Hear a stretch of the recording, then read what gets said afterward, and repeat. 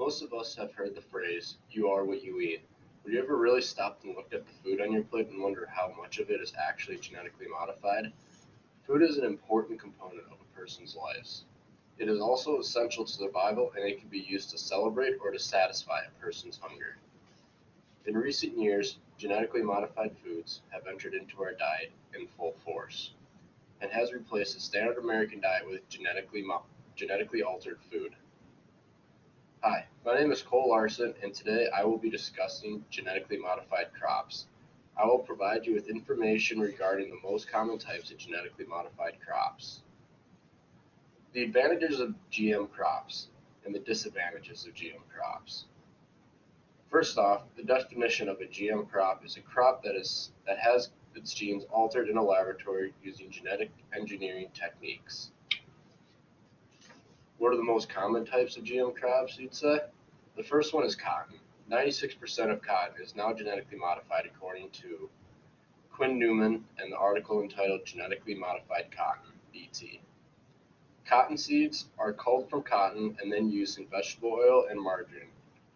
Cotton seeds are also used for frying foods such as potato chips.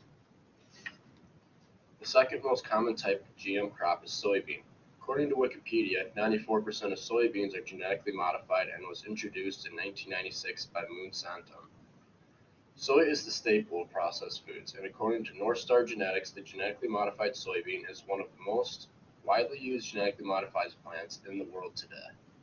And the soybean is referred to as the Roundup Ready solution, as stated by Geoff Jeeves in the North Star Genetics. The third most common GM crop is corn. 93% of corn is GM according to the Wikipedia. It is the staple of animal feed today, and according to there are 143 different types of GM corn. Now that you know the three most common GM crops, I will inform you on the advantages and disadvantages of them. Some of the advantages of GM crops are they are better for the environment, with an example of there are less chemicals needed to keep them healthy. They are more resistant to disease. An example is they keep the yield high and prices lower. They are more suitable. They can feed increasing populations. They have a longer shelf life. They'll stay on the shelf longer and stay fresh longer too. They keep the food more affordable. And some of the disadvantages of GM crops are cross-contamination causes superweeds to develop as stated by thenextgalaxy.com. Increase in allergies among consumers, increase in resistance to antibiotics, and there is still not enough conclusive research on GM crops as its long-term effects.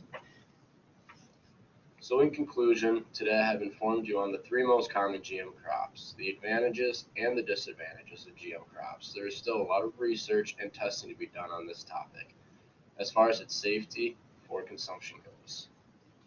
But this information should help you to make informative decisions on what foods you should choose to consume. Thank you.